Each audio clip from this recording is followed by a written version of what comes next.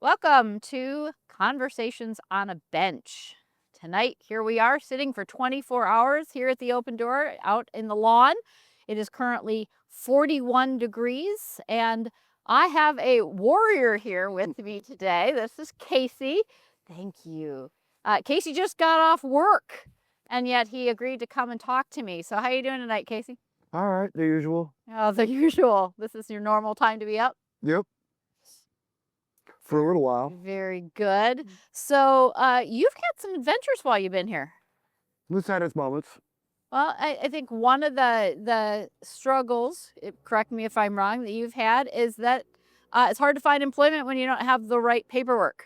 That is true. That is true. Uh, they're all hung up on paperwork. Yeah. And what paperwork are you looking for? Birth certificate, the whole 9 yards. So you haven't been born? Nope, for a while there, I didn't even exist. There you go. And I mean, that's a hard thing, right? Because here you are standing in front of someone. And the state tends to do things at their own speed. And yeah, and the employers have to follow the rules of the state, and the state says no ID, Yep, no job. pretty much. Either that or you're working for cash under the table, which is often disreputable. It can be, but it also isn't consistent. No. And so again, if you have to have a paycheck, you have to have pay stubs Mm-hmm. to prove just about anything, right? Yeah, and you can't rent nothing without ID or without a job. How long did it take you to get your birth certificate? 3.5 months from the state of California. And part of the problem, if I remember correctly, was that you didn't have ID to prove who you are to get your birth certificate. They want a notarized statement that says who you are to get a birth certificate, and you can't get any ID to go to a notary without a birth certificate. So it's kind of like this great big circle that goes nowhere, Yep. even though, again, you're a breathing human being Mm-hmm. standing in front of Allegedly. people. Well, last time I checked, you had a pulse. So, that created problems for you. Yep. Yeah. The pulse thing up to around midnight usually. You're okay? Yeah. After that, it's a little touch and go. There's that vampire piece. Coffee loses its effect after a while. Okay. But, again, for you, employment became difficult without the right paperwork. Again, eventually it all came down, right? We worked for, did you work with Home to Stay on that? No. Nope. I did that on my own. Okay.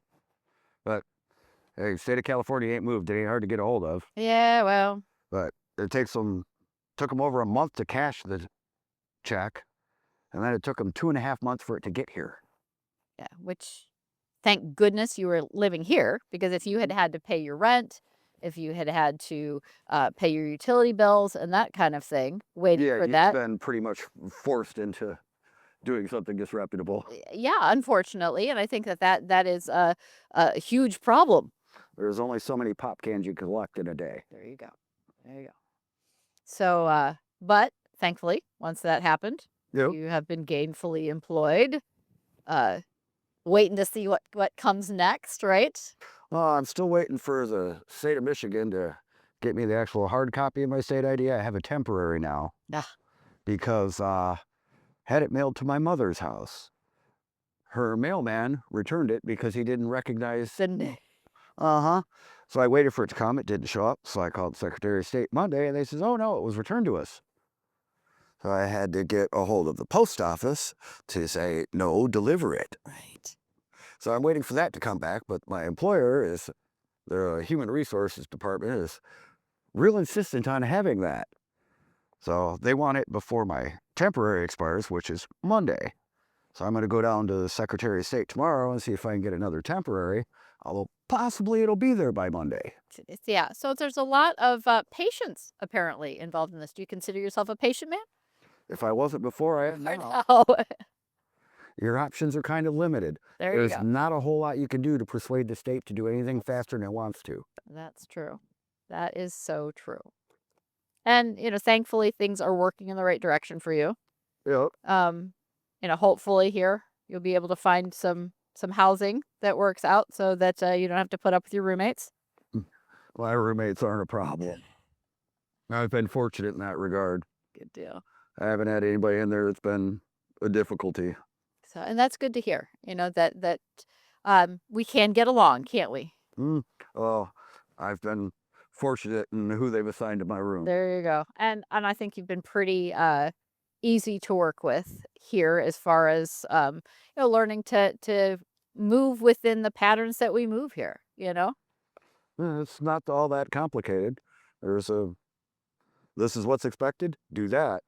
As long as you're doing that, for the most part, you're left alone to go about your business. There you go. Things go along pretty well.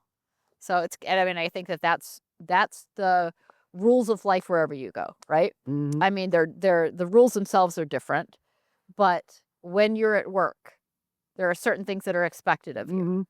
Mm-hmm. And if you decide you're going to go rogue and do your own thing, thank you for your service, they will say, and out you Mm-hmm. go. And I think that wherever you go, you have someone who's telling you what to do. Oh, and most of the rules around here are, for the most part, common sense. Yeah. They make sense why they're in place. And it might not necessarily be something directly to do with you, but you got a lot of people here with a lot of different situations. You got to have guidelines. Right. And I think that we're caring for our neighbors when we do that too. So, was having a conversation with David earlier and talking about substance abuse. And if you have someone who is struggling with sobriety, it becomes very difficult if someone who has not decided to pursue their sobriety is with you, living with you and living a different life. And so for us, obviously, sobriety is something we want people pursuing. So we say that's something you have to pursue while you're here, and so some of these rules are put in place for the care of other people. Mm-hmm.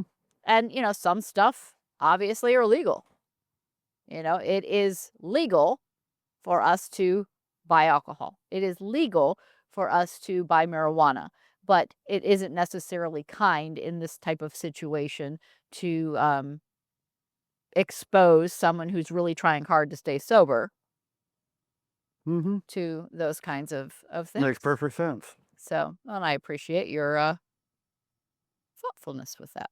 And It makes perfect sense. You get a quite a slice of life. A lot of different people, a lot of different situations. for sure. Some of them come and go, some of them stay for a while, and you kind of build your own little society where it's sort of becomes us against the world. Well, I hope it's us with the world, hopefully. Well, when you get a lot of guys that are looking out for each other, that help each other out, Yeah. and cover for each other. Hey, I got to be at work. I can't do this chore. Right. We got you. Yeah. So it works out. You kind of build your own little community. That's a great word. And I think that happens here, whether it's in shelter or whether it's in the soup kitchen. A lot of people that have been previously in shelter that have come back for soup kitchen and starting to build that community. Mm. So whether it's, hey, can I borrow a drill because I'm working on something?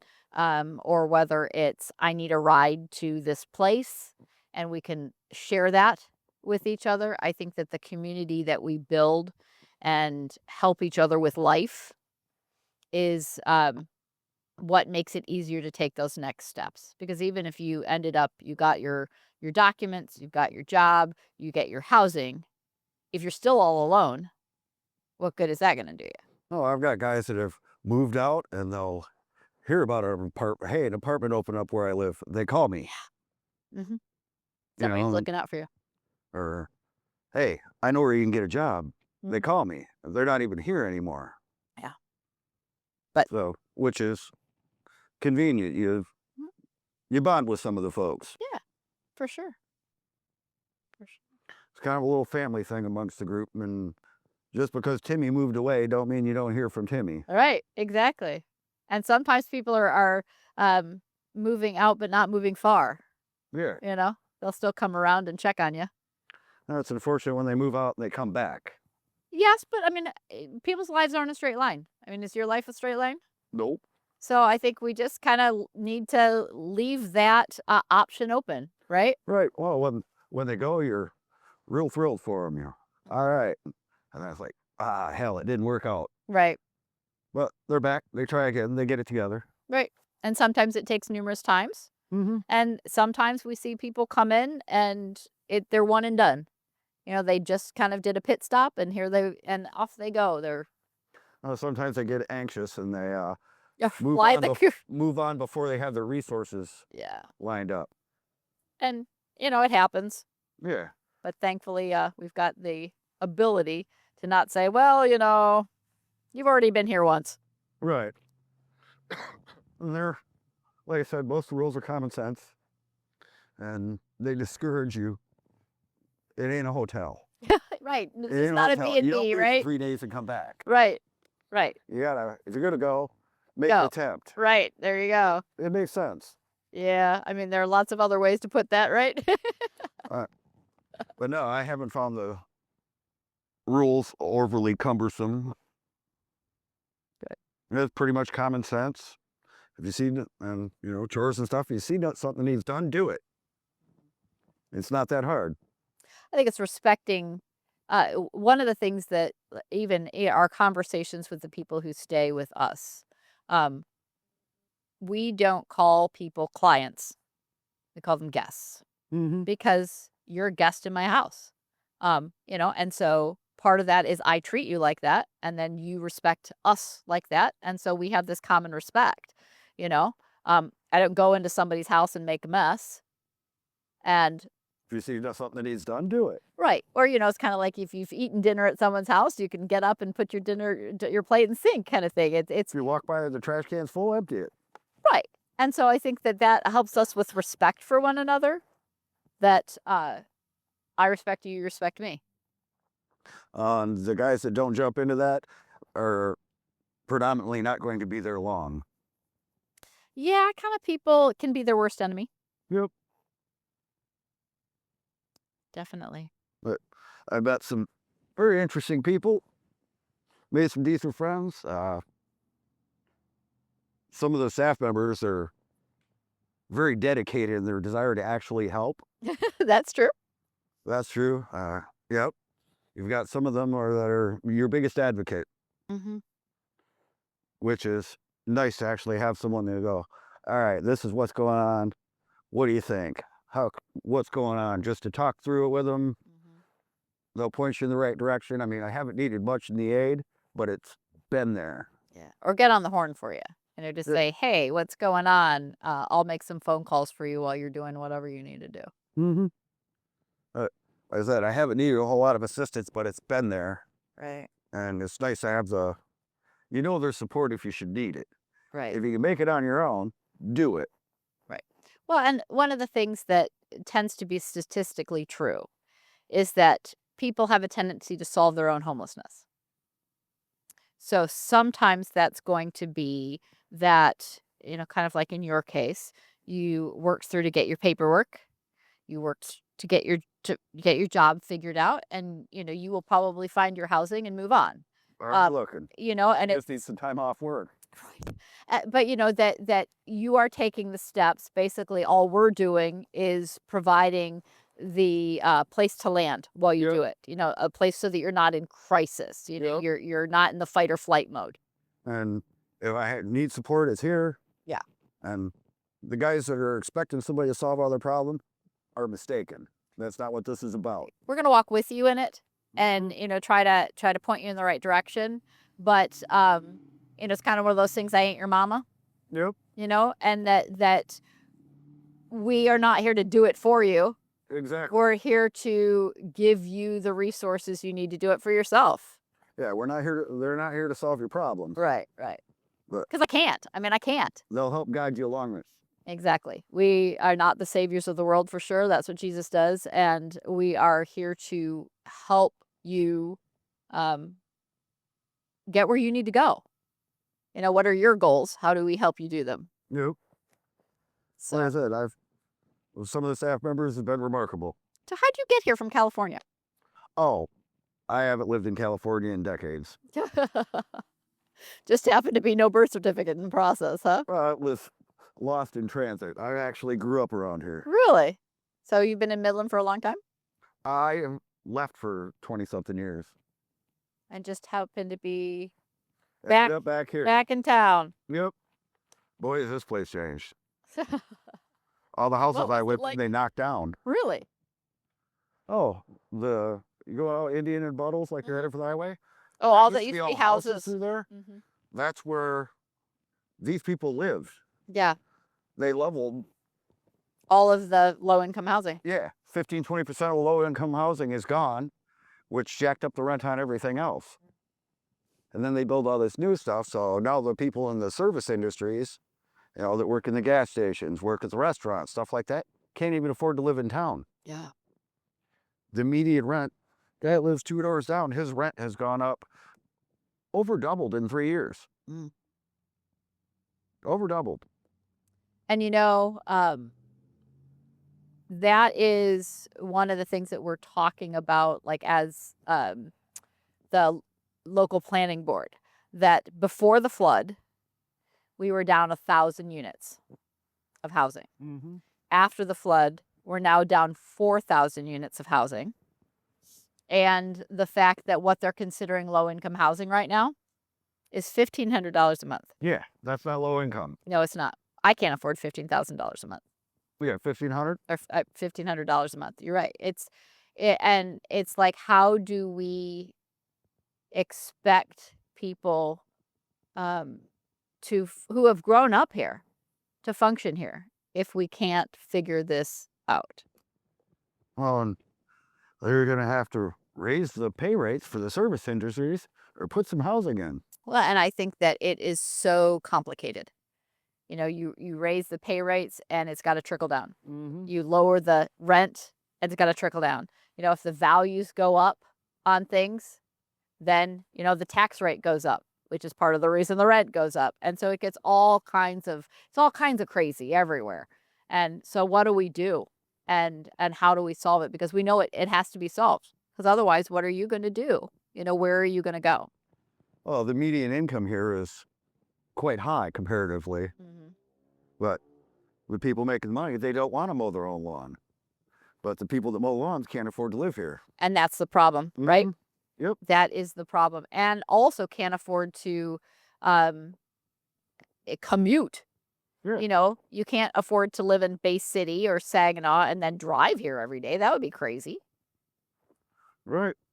So, yeah, I think that these are definitely those questions and those points of need that need to be presented to, like, again, to our local planning board, to our housing commissions, to say, what do we do? Because, like, even with Home to Stay, have you met with Home to Stay yet? Yeah, I did. But they can fill in the gap for a period of time. But there's a shortage of places that they can even get you into. That's true. With an income that meets your skill levels. Right. And we don't have a whole lot of manufacturing or anything here. Right. There's the Exalt batteries, or there's something else. No, they're not called that anymore. But, and obviously places at Dow that have manufacturing kind of things. But, yeah, not a whole lot for sure. A lot of America has switched over to a service industry where you got people taking care of other people, doing things they don't want to do for themselves. That's not how an economy works. You have to actually make something you can put in a box. Right. If you're not making something to put it in a box, you're just taking care of each other. You have a few people that are actually making money and doing something, and the rest of the people are making them waffles and mowing their lawn and cleaning their clothes. You got to make things to put in a box. You can't ship guys that mows lawns to Europe. That's true. And somehow we can ship all the pieces parts for things here, where, again, that was part of even what happened in this area. And I think Midland survived differently than Bay City and Saginaw did. That when the car industry went down and we stopped making seats and mirrors and widgets and things that put cars together, all of the shops were gone. Well, Midland's a unique microcosm in that, we've got Dow right here. Oh, it's basically a bedroom community built around. Right, one place. Mm-hmm. Yeah. Normally your bedroom community is the suburb outside of where the industry is. Right. Dow's pretty much built its own little suburb around itself. And yet when Dow built the suburb around itself, there was what we would consider low income housing. Hmm. People could buy, there's a whole community of, 2-bedroom, 1-bath houses, no basements, that were the low income starter house kind of thing, that are now, worth $200,000. Yeah, the property values gone up so much that if you've been working on a 30-year mortgage, you can't afford your house right now. Right, right.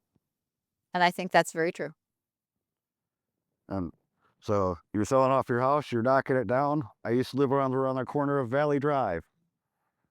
It was an inexpensive house. I rode my bicycle by there. There's a $3 million house sitting Holy there. cow. Yeah. It was an old 1920s house I lived in. Now there's a palace. Wow. Hmm. It's gone. Most of the places I lived in town when I was young are gone and replaced with palaces. Interestingly enough, the ones over one place I lived over at Hines and Fitzhugh still has the same window broken from 25 years ago. Really? Right next to the door is a side light. And it was broke when I lived there. It's broken now. It was broke when I lived there when I got out of high school. It was one of my first apartments. And I rode my bike back there and I started laughing because the side light was broken. Like, I wonder if they fixed it since then. Well, it makes you wonder too if, like you said, things have gotten so much more expensive that we can't even fix the side light. Oh, I'm sure it's been replaced since then, but I just had to laugh. Like, that was broke when I moved in. And it 25 years, so fun. 30 years later, it's broke again. Yeah. But yeah, a lot of the places that I live, they've leveled. Yeah. And I think that it is very problematic when the people that have lived here for 25 years can't afford to live here anymore. Where the H Hotel is, I had an apartment that was $400 a month. Mm. The building's gone. Now there's, Right. Fancy condos way up the top. Yeah. I mean, I'd be lucky to get a job sleeping there. Oh.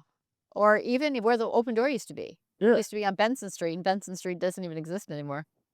Yep. So things have changed, and not necessarily always for the better for everyone. Yeah. I mean, stop at a restaurant downtown, they'll charge you $5 for a Coke. Huh? Yeah, right. I could buy 2 2-liters for that, right? Yeah. I mean, you go to Kroger, so you buy 2 12-packs, you get 2 free. You wonder if we're losing our cotton picking minds. Um, They've made the downtown area inaccessible to most people. They've eliminated all the housing going out, Indian and Buttles. They've knocked down blocks and put up condos and stuff. Got to do something different. Something needs to change. Mhm. Well, especially because we have 19 beds. Mm-hmm. 19 beds at the Open Door. 18 of them are currently filled. Oh, I won't be living here in town. But the thing is, that 18 out of 19 beds being filled isn't going to get any better if people don't have any place to go. We have to do something different. And it ebbs and flows, but with the weather changing. Yep. But this isn't even that cold. No. You and I are still, I mean, I'm obviously much more bundled up than you are. You look like you're freezing. But, it gets colder. And if we're already full. Yeah, 16 below, there's going to be a line. Yeah. Welcome to February. Yeah. Yep. Yep. So we have to do something different. And I'm not sure what that is yet. But it is your voice that needs to be heard. Because if we're saying that low-income housing is $1,500 a month. That's not low income. Right. And so the voices of people who once lived in houses that are no longer here, or once had their $400 a month apartment, yes, things need to change over time, but we also need to make sure that we are being reasonable. Well, and I don't know if you've done any apartment seeking lately, but whatever your rent is, they want your monthly income to be 3 times. Right. So they're looking at $1,500. Well, Right, exactly. you got to be making $4,500 a month. Yeah. That's what I said. They wouldn't rent to me. Well, break that down to the poverty line. Right. You're far in excess. Yeah. Right. Now you're looking at 30 grand, Yeah. something just over 30 grand to get a apartment. That needs to be your yearly income. That doesn't make sense. Graduate from high school and try to get your own place. Right. 'Cause they're just giving away 30 grand jobs. Well, and I think that you used to be able to do that. Mm-hmm. You used to be able to graduate from high school and get a job that was didn't require extra stuff, where you could walk out of high school and get a job at the grocery store or get a job at the gas station or get a job at the restaurant. And that was enough to pay your bills. Right. It don't cut That's it not anymore. true anymore. No, you got to move to Hope or Auburn and then driving back and forth from Bay City for $12.48 an hour. Right. Doesn't make any sense, does it? No, you're working your first hour for free. Right. And I think that the situation that will happen eventually is that either all of the service industry will move that way, or we're going to have to change the way we do things here. Well, and this is all good portion of us due to clever planning by the city council. They want the property values to go up. True. They want the property values to go up. They're catering to the higher income residents to give them what they want. If you have any questions about that, go look at downtown. And I think that there is some realization that's starting to happen about the people that are being edged out, even when it comes to like teachers. Teachers can't afford to live in Mhm. Midland anymore. And so what happens when you have a lot of openings in your schools? You can't have good schools if you don't have teachers. But if Oh. teachers can't afford to live here, Well, they're kind of making it where they're trying to bring in tourists with downtown. I understand that. It's a great place to visit, but most people can't afford to live here. yep, I hear you. I can't afford to live here either. No. And, I think that, like, again, we're going to have to do something. We're going to have to do something different. And I just don't know what it is yet. Because I know I lived in Chicago um, when the projects were still happening in Chicago. Mhm. And I don't think that you can just put up a cement building and throw people into it and expect that to solve the problem. There are other things that need to happen. And so we don't want that we don't want to go back to that. Um, we want people to be able to have the dignity of their own lives and gotta not be living in cement jungles. Uh, Well, and the city limits keeps moving. They moved out to Sandow Road. Shortly, they'll be headed for Homer Road, which is just pushing the affordable, because as soon as you become part of the city of Midland, it becomes more expensive. exactly. So it's going to be farther and farther of a commute Yeah, sure. for the people to provide the services. Mhm. And look at the developments going on the fringes of town now. And I think that some of those developments will have some affordable housing. But I think, Token.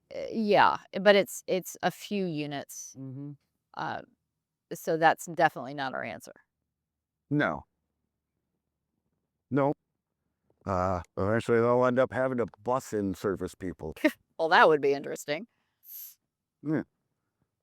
Well, it's like the bedroom communities outside of a major city. People take the bus out to take care of the children. Well, and how does the bus system work here? The bus system here is interesting. You can't get a ride into town on Sundays. You have to call a day ahead of time to get a ride into town. Dial-A-Ride's great. It'll pick you up, take you anywhere you need to go inside of town, but you can't afford to live inside of town. So you would almost have to schedule your county connection to bring you in, Mm-hmm. then schedule your Dial-A-Ride to move you within the city. But even that, how many times can you do that a day?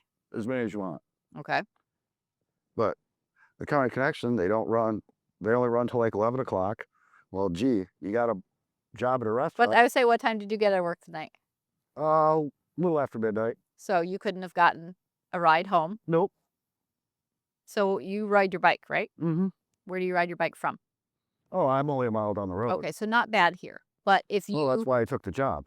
but if you were working, say, out 20, Mm-hmm.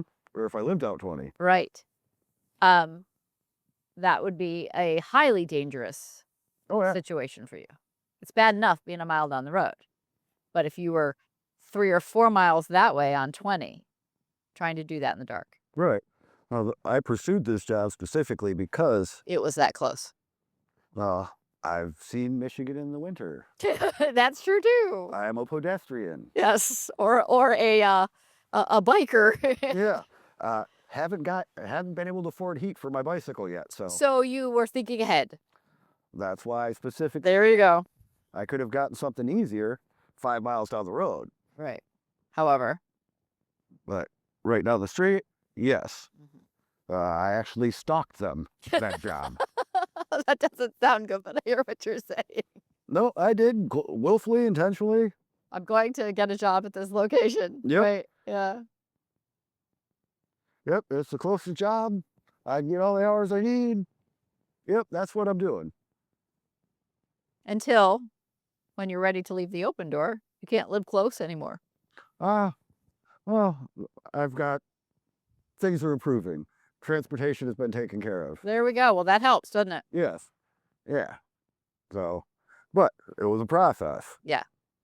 Very much so. And one of the big things you need to change things is money. That is true. They say it makes the world go around.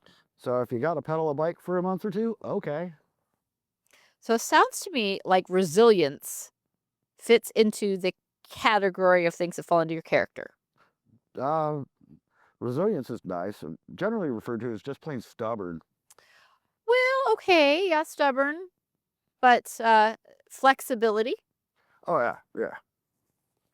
and patience. You got to roll with what's coming. It can be frustrating.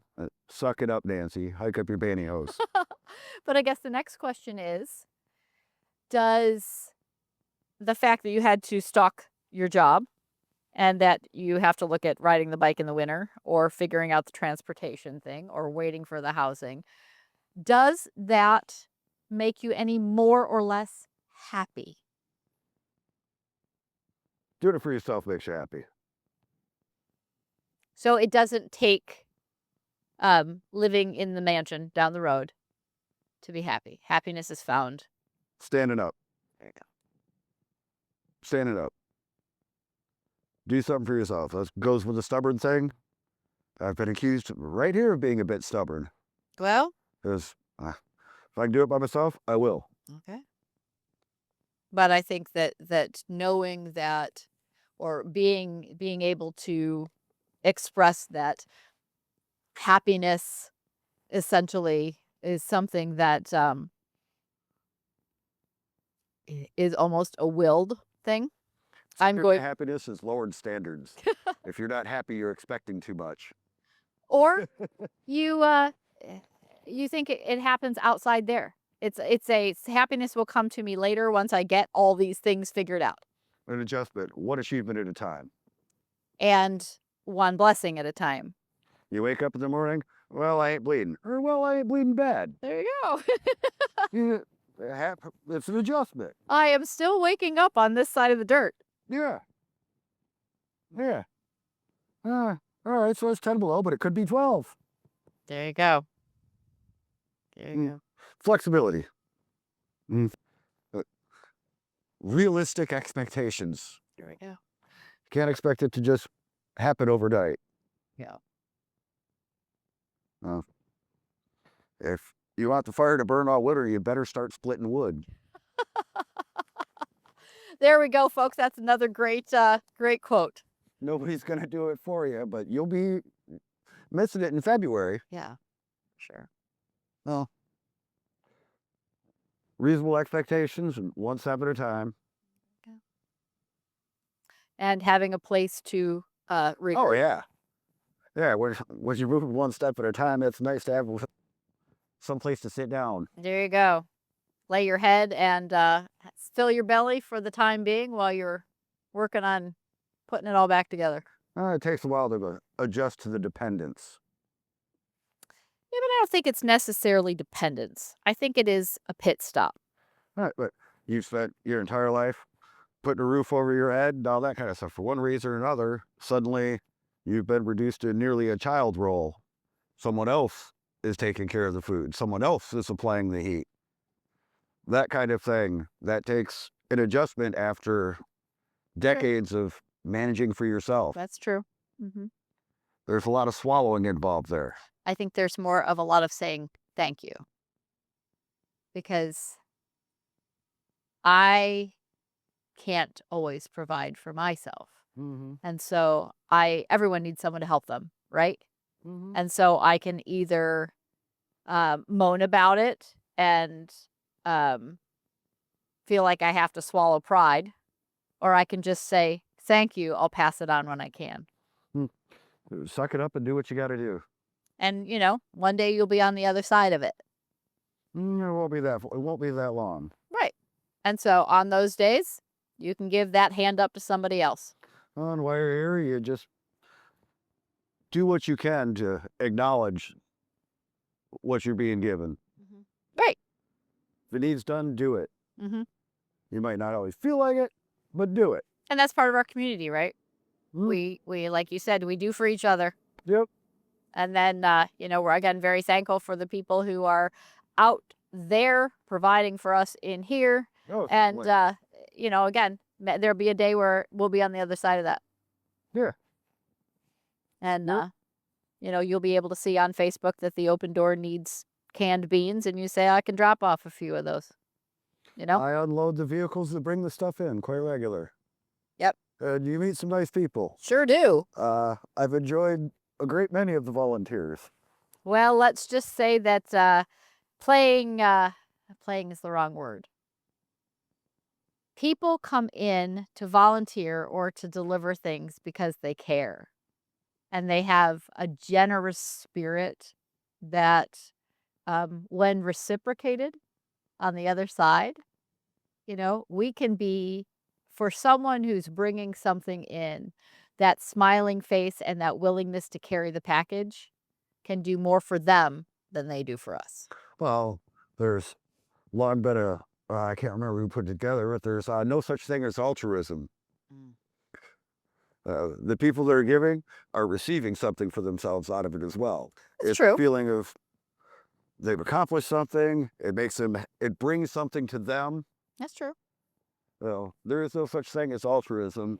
Well, I think that Jesus is the only one who is truly altruistic, who gave with nothing in return. And, for us at the open door and for those of us who work here, that's like, hey, I'm thankful for that. And so that's why I give back. And it gives a feeling of satisfaction. It gives a feeling of accomplishment. It makes them feel that they have given something back. They're repaying something for the good fortune they have, and they like that. Sure. So There is a blessing in giving. exactly. But people on both ends of the equation are receiving, which is, Absolutely. You're right. and there's nothing wrong with that. No, there is not.